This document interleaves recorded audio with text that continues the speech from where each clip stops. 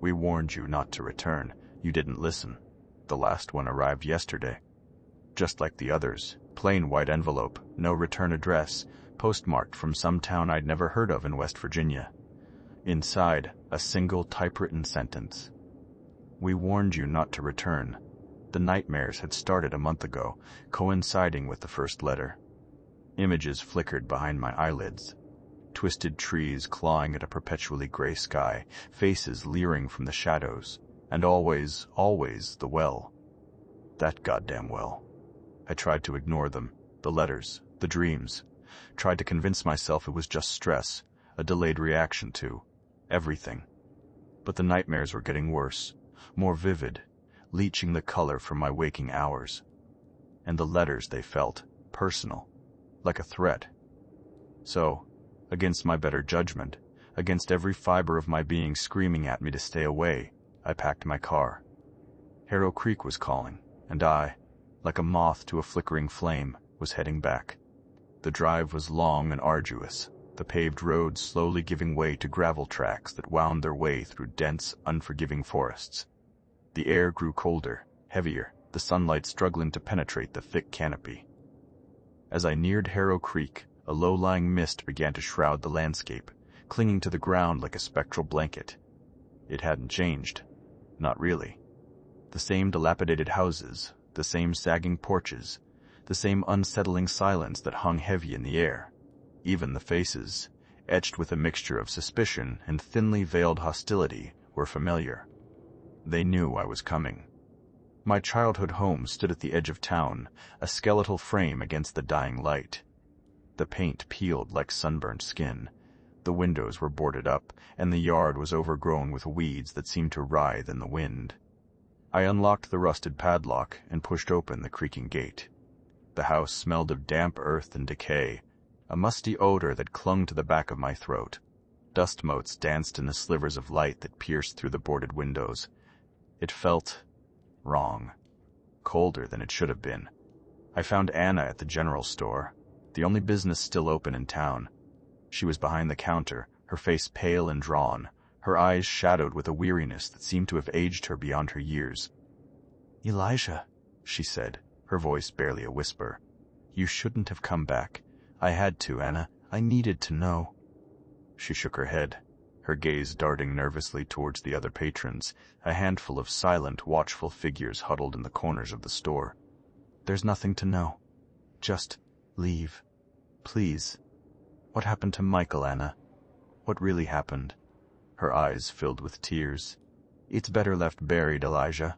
Some things are best forgotten." I pressed her, but she wouldn't say more.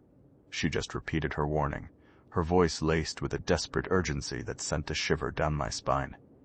Deacon Harwood found me later that evening. He was a tall, imposing figure with a face carved from granite and eyes that seemed to see right through you. He was the unofficial leader of Harrow Creek, the gatekeeper of its secrets. "Elijah," he said, his voice a low rumble, "we were hoping you'd stay away." "I'm just looking for answers, Deacon." "Some questions are best left unasked," he replied, his gaze unwavering. "Harrow Creek has a way of taking care of its own. You should remember that." He didn't threaten me outright, but the message was clear. I wasn't welcome. And they didn't want me digging up the past. Over the next few days, I tried to piece together what happened to my brother. Michael had vanished 20 years ago, swallowed whole by the town's secrets.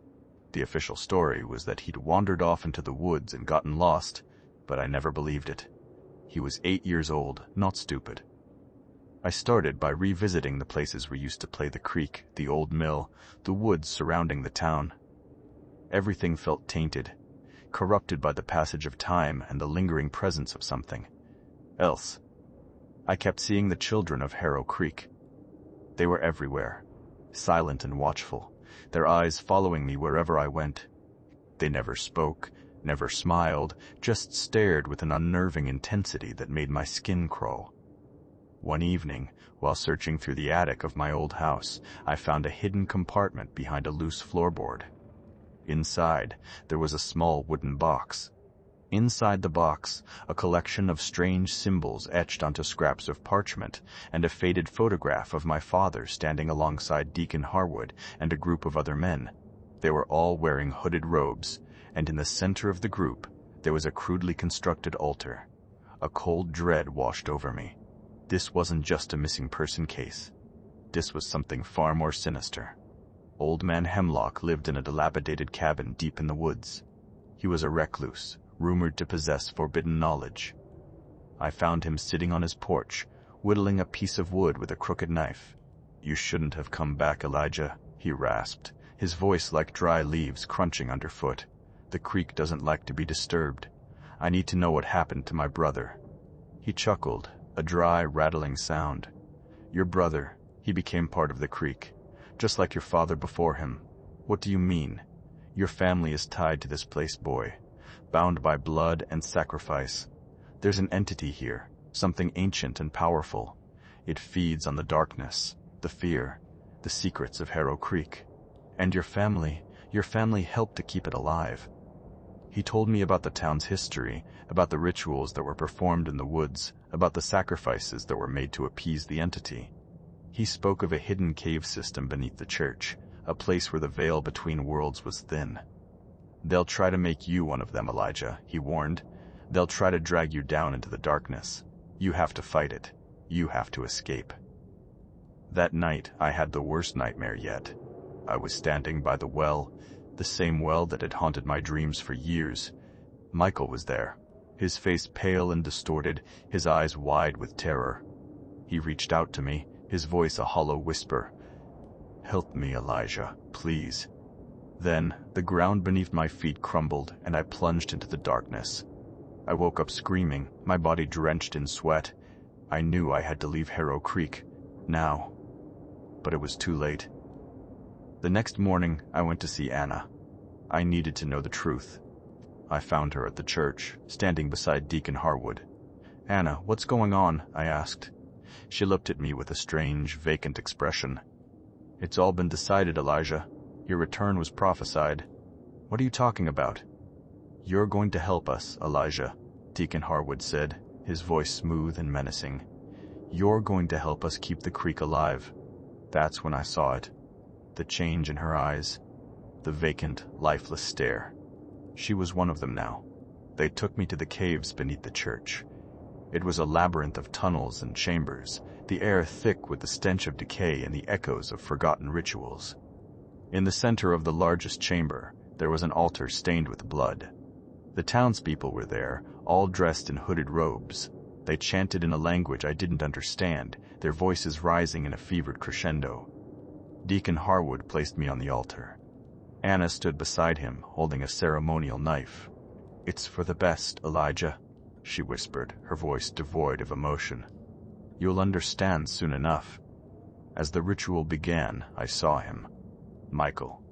He was there, standing in the shadows, his face a mask of pain and suffering. He reached out to me, his eyes pleading. Then everything went black. I woke up in the woods, my body aching, my mind reeling. The ritual had been interrupted, but I didn't know why. I could feel something inside me, something alien and malevolent, trying to take root. I ran, stumbling through the trees, desperate to escape the clutches of Harrow Creek. But I knew it was no use. The creek had me now. It was in my blood, in my soul. I looked down at my hands. They were changing, becoming gnarled and twisted, like the branches of the trees that surrounded me. My skin was turning a sickly shade of green. I could feel the entity taking over, consuming me from the inside out. I was becoming part of Harrow Creek. I stopped running and smiled. A wide, grotesque smile that stretched my lips to their breaking point. The nightmares were gone. The letters had stopped. I was home. The creek would be kept alive.